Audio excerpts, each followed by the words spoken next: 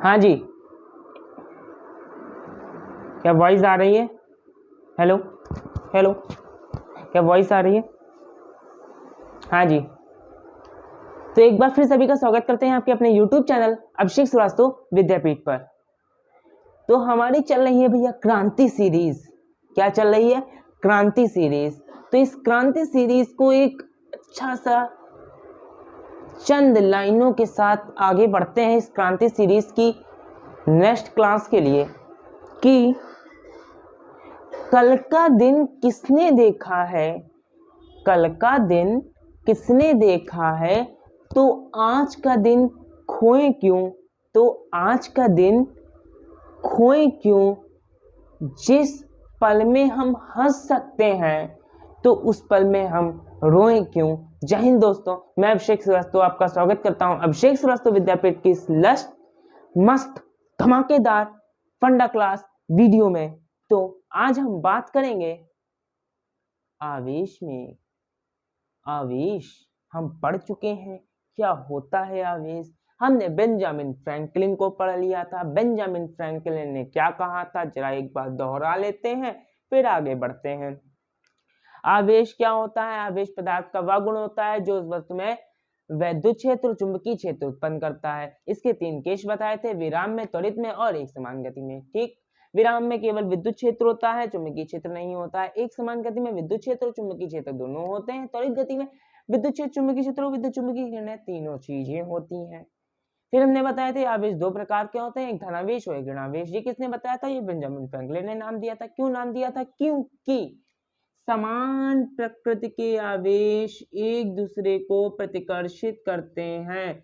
समान प्रकृति के आवेश एक दूसरे को प्रतिकर्षित करते हैं और विपरीत प्रकृति के आवेश एक दूसरे को आकर्षित करते हैं। यही बेंजामिन फ्रैंकलिन ने हमको बताया था।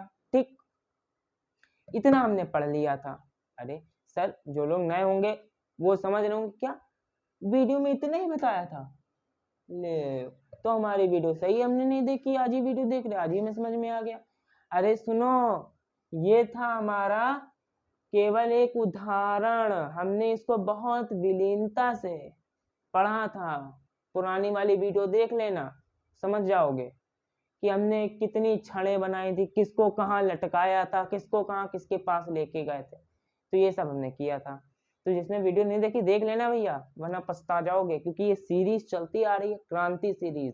पहले की क्रांति नहीं देखी तो इस क्रांति में क्या खाक मजा आएगा। तो देखो,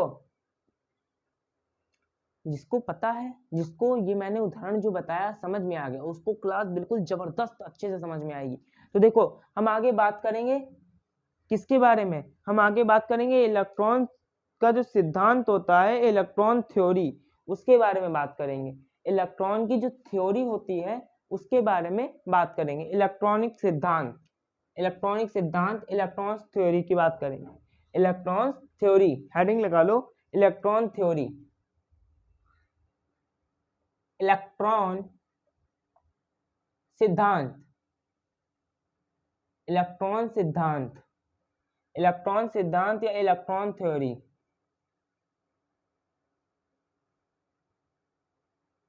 इलेक्ट्रॉन थ्योरी क्या होती है जरा समझो, अच्छे से समझो, समझो, नजरें स्क्रीन पर रखो और समझो। इलेक्ट्रॉन थ्योरी हमसे कहती है कि जो हमारा नाभिक होता है, किसी कण का नाभिक, नाभिक उसमें हमारे जो नाभिक होता है उसमें इलेक्ट्रॉन, प्रोटॉन और न्यूट्रॉन तीनों चीज होती हैं। इलेक्ट्रॉन, प्रोटॉन और न्यूट्रॉन। इलेक्ट्रॉन जो होते हैं वो नेगेटिव होते हैं, प्रोटॉन जो होते हैं वो पॉजिटिव होते हैं और न्यूट्रॉन जो होते हैं वो उदासीन होते हैं। तो नाभिक में हमारे होते हैं प्रोटॉन और न्यूट्रॉन। तो प्रोटॉन हमारे धनावेशित होते हैं और न्यूट्रॉन उदासीन होते हैं। और जितने प्रोटॉन नाभिक में धनावेशित होते हैं उतने ही नाभिक की दूसरी जो चक्कर होते हैं उनके, उनमें जो लाइनें बनी होती हैं जिसमें वो चक्कर लगाते हैं, इलेक्ट्रॉन, इलेक्ट्रॉन जो होते हैं वो चक्कर लगाते हैं, उनका मान, उनका मान, जो कक्षाएं होती हैं उनमें जो चक्कर लगाते हैं इलेक्ट्रॉन, उनका मान प्रोटॉन के नाभिक में जो प्रोटॉन होता है उनके धनावेश के मान के बराबर होता है। मतलब कि प्रोटॉन इलेक्ट्रॉन दोनों कि मान केवल बराबर होते हैं इलेक्ट्रॉन माइनस में प्रोटॉन प्लस में होता है। ठीक, इलेक्ट्रॉन माइनस में और प्रोटॉन प्लस में होता है। तो जो इलेक्ट्रॉन और प्रोटॉन होते हैं वो एक दूसरे को एक प्लस से एक माइनस से आकर्षित करेंगे, आकर्षित करके उदासीन कर देते हैं। क्यों उदासीन करेंगे भैया?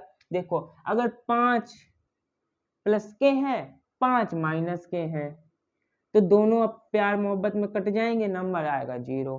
उदासीन होगा कि नहीं होगा? क्योंकि न्यूट्रॉन से हमें कोई लेना देना नहीं है, वो उदासीन है पहले से। हमने प्रोटॉन, जितने प्रोटॉन थे नाभिक में उतने ही इलेक्ट्रॉन है जो उसकी कक्षाओं में चक्कर लगा रहे हैं।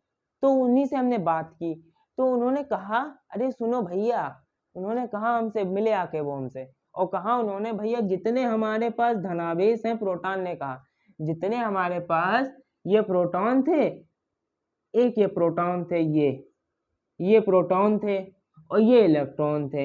इलेक्ट्रॉन जो थे वो माइनस के थे और प्रोटॉन प्लस के थे।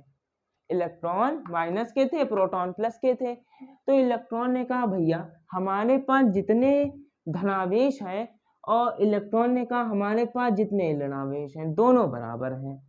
तो बेंजामिन फ्रैंकलिन ने एक बात कही थी कि विपरीत प्रकृति के आवेश एक दूसरे को आकर्षित करते हैं, और जब आकर्षित करेंगे प्लस माइनस आकर्षण हो जाएगा। अगर ये बी 10 प्लस के हैं और ये 10 माइनस के हैं तो बराबर ये कट जाएंगे और 0 आ जाएगा, उदासीन हो जाएंगे। तो यही था हमारा इलेक्ट्रॉन सिद्धांत। और देखो जब ये उदासीन हो जाएंगे, अब देखो अगर हम उसको कुछ इलेक्ट्रॉन दे दें, वो जो परमाणु है जिसके नाभिक में प्रोटॉन और विभिन्न कक्षाओं में इलेक्ट्रॉन घूम रहे हैं, तो उस परमाणु को अगर हम कुछ इलेक्ट्रॉन दे दें तो वो क्या हो जाएगा बताओ? धनावेशित होगा, ऋणावेशित होगा? धनावेशित होगा, ऋणावेशित होगा? देखो धनावेश की थ्योरी होती है, धनावेश क्या होता है, धनावेश क्या होता है और ऋणावेश क्या होता है। धनावेश मतलब कि जिसके पास इलेक्ट्रॉन की कमी, मतलब कि इलेक्ट्रॉन की कमी, हमने शायद डिफिनीशन लिखा दी थी, इलेक्ट्रॉन की कमी, ये हो गया हमारा धनावेश। नहीं, हमने शायद नहीं लिखाई थी, चलो देख लो, लिख लेना अपने आप। ऋणावेश में इलेक्ट्रॉन की वृद्धि, ये हमने लिखा दिया, चलो लो, इलेक्ट्रॉन की वृद्धि। ठीक, मतलब कि धनावेश में इलेक्ट्रॉन की कमी होगी और ऋणावेश में इलेक्ट्रॉन की वृद्धि होगी। और वो है तो उदासीन हो गया, वो उदासीन हो गया तो हम क्या करें, अगर हम उसमें थोड़े से ऋणावेश मिला दें, थोड़े से इलेक्ट्रॉन उसको हम दे दें। देखो भैया ये थे हमारे प्रोटॉन महोदय, ये हमारे प्रोटॉन महोदय थे और ये थे हमारे इलेक्ट्रॉन महोदय।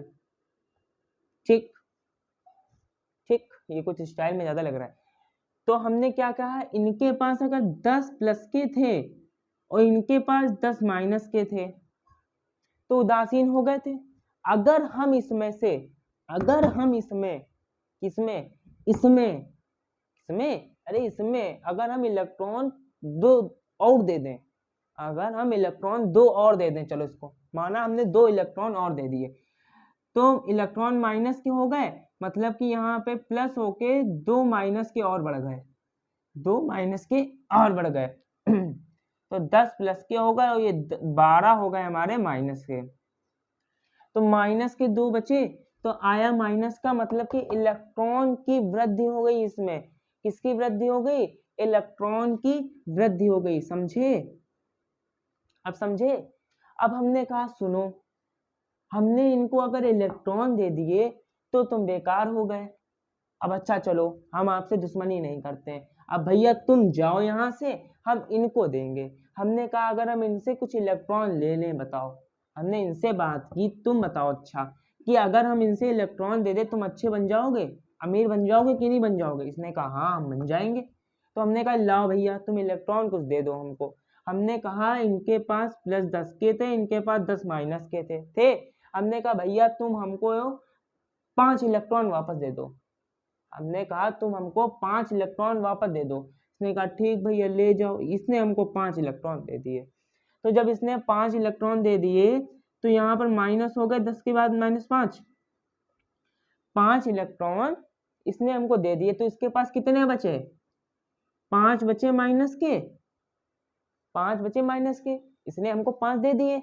तो जब यहाँ 5 बच्चे तो 10 में से 5 गए, 5 बचे वो भी प्लस के, तो यहाँ पर इलेक्ट्रॉन की कमी हो गई। बस यही हम आपको समझाना चाहते थे।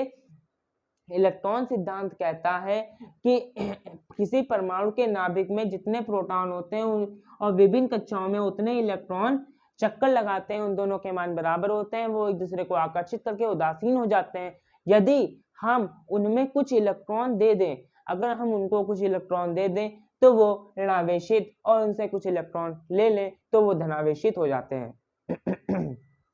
ठीक, देखो बात हो गई। ये थी हमारी इलेक्ट्रॉन की थ्योरी, इलेक्ट्रॉन्स की थ्योरी थी ये। तो लिख लोगे कि हम लिखाएं, बताओ? बोल देते हैं लिख लो, बोल देते हैं लिख लो, बोल देते हैं लिख लो।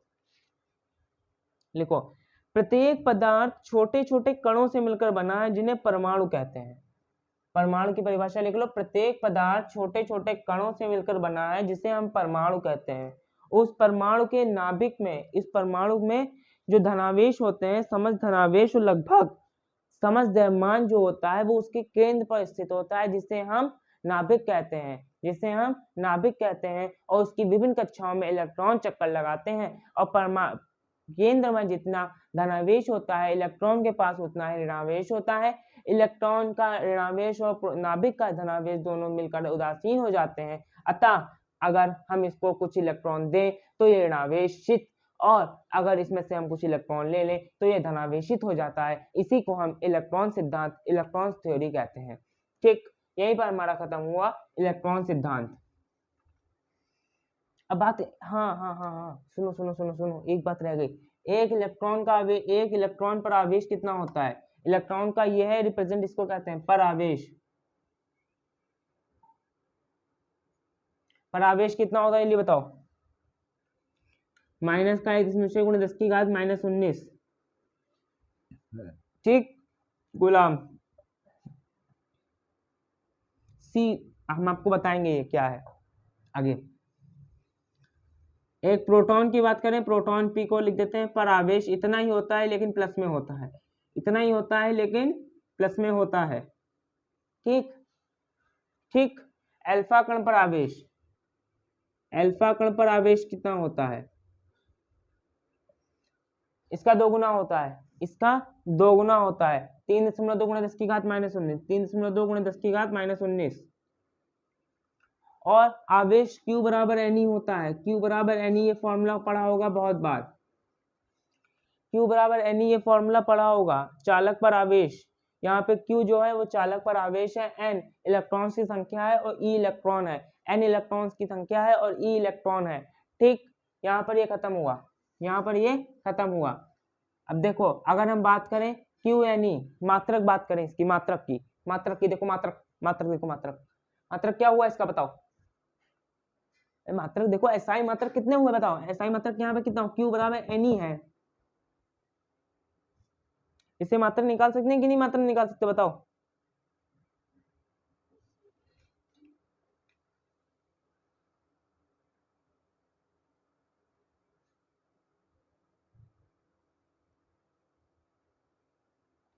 देखो, इलेक्ट्रॉन है, Q इलेक्ट्रॉन, E हो गया, कूलाम मात्रक हो गया, कूलाम मात्रक हो गया। इसको हम एम्पियर सेकेंड भी लिख सकते हैं, एम्पियर सेकेंड भी लिख सकते हैं। एम्पियर सेकेंड इसका मात्रक होता है और कूलाम होता है, क्योंकि देखो एक इलेक्ट्रॉन पर आवेश कूलाम में होता है। कूलाम क्या होता है सर? सर बता दीजिए, अच्छा बताइए कूलाम क्या होता है बताओ? अरे कूलाम हम पढ़ाएंगे, एक बहुत बढ़िया कूलाम बाबा थे, उन्होंने एक नियम दिया था, तो उस पर बात करते हैं तो ये कूलाम आ जाएगा। उससे पहले हम बात कर देते हैं आवेश संरक्षण का सिद्धांत। आवेश संरक्षण का सिद्धांत क्या होता है? आवेश संरक्षण का सिद्धांत, इसके बारे में बात करेंगे। आवेश संरक्षण का सिद्धांत, देखो आवेश संरक्षण का सिद्धांत, हेडिंग लगा लो, आवेश संरक्षण का सिद्धांत, आवेश संरक्षण का सिद्धांत।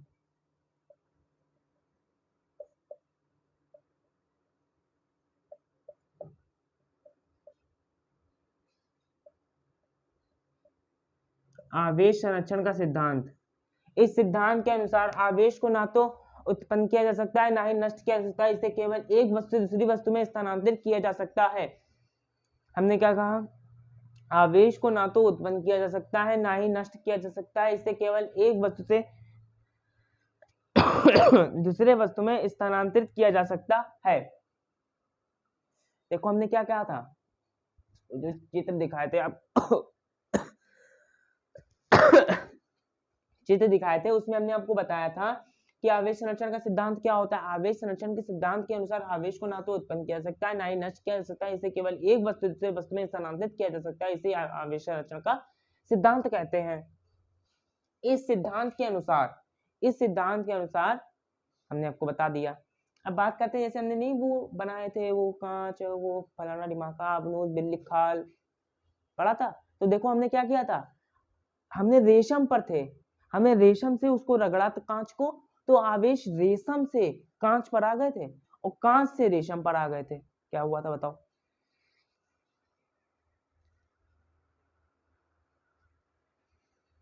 कांच और रेशम की बात याद है कि नहीं याद है? तो हमने क्या किया था, कांच जो था और एक रेशम का कपड़ा कांच था, उस पर धनावेश और ऋणावेश दोनों थे। कांच पर धनावेश और ऋणावेश दोनों थे। एक ये कांच थी, कांच एक कण था, इस पर प्लस भी था माइनस भी था, प्लस माइनस सब था, ठीक, प्लस माइनस सब था।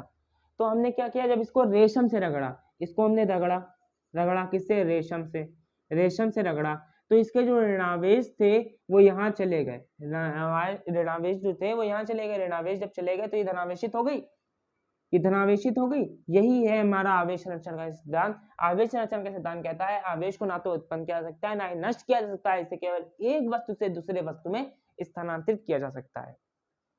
देखो आबनूस की क्षण की बात करते हैं। आबनूस की क्षण में क्या था, आबनूस की क्षण ली थी हमने, आबनूस की क्षण पर कितना प्लस और माइनस दोनों था, बिल्ली की खाल से रगड़ा था तो क्या हुआ था, बिल्ली की खाल से रगड़ा था, क्या हुआ था, इसके प्लस जितने थे वो बिल्ली की खाल के पास, बिल्ली की खाल में ऋणावेश था तो प्लस ने इसको आकर्षित कर लिया, इसके पास क्या बचा, माइनस बचा।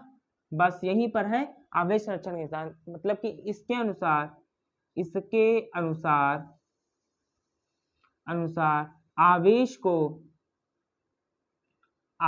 को ना तो उत्पन्न किया जा सकता है, ना तो उत्पन्न किया जा सकता है, ना ही नष्ट किया जा सकता है, इसे केवल एक वस्तु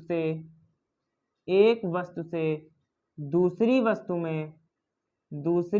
में स्थानांतरित किया जा सकता है, स्थानांतरित किया जा सकता है। इसे ही हम आवेश संरक्षण का सिद्धांत कहते हैं, इसे ही हम आवेश संरक्षण का सिद्धांत कहते हैं। ठीक है, ये हो गया हमारा आवेश संरक्षण का सिद्धांत। ओके,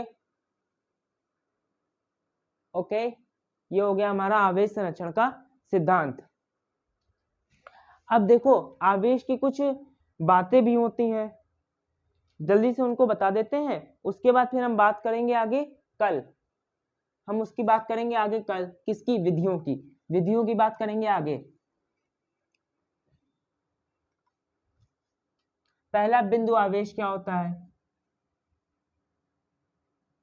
बिंदु आवेश क्या होता है, जब दो आवेशों का मान बीच की दूरी के मान से कम हो जाता है, जब आवेशों का मान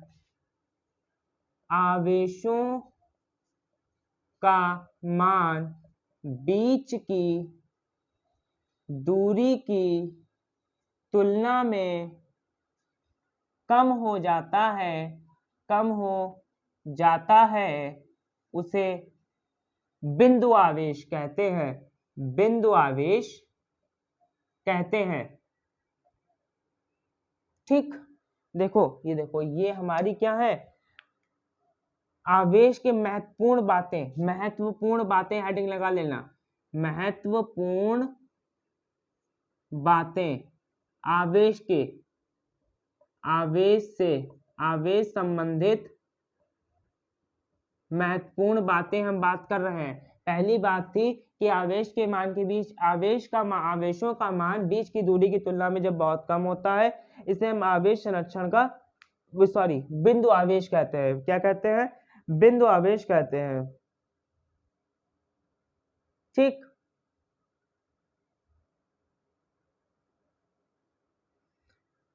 आवेश का एसआई मात्रक क्या होता है? आवेश का एसआई मात्रक, आवेश का एसआई मात्रक, आवेश का एसआई मात्रक क्या होता है? आवेश का एसआई मात्रक होता है एम्पियर कूलाम। ये चलना बंद हो गया।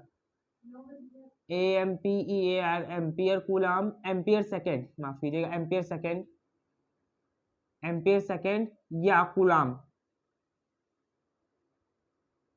एम्पियर सेकेंड या कूलाम, ये आवेश का एसआई मात्रक हो गया। ठीक, अब आवेश के सीजीएस मात्रक होते हैं, आवेश के सीजीएस मात्रक होते हैं, आवेश के सीजीएस मात्रक, सीजीएस मात्रक क्या होते हैं जल्दी से बताओ? सीजीएस मात्रक दो होते हैं, एक सीजीएस मात्रक दो होते हैं, एक स्थिर विद्युत मात्रक होता है, एक विद्युत चुंबकीय मात्रक होता है। पहला स्थिर विद्युत मात्रक,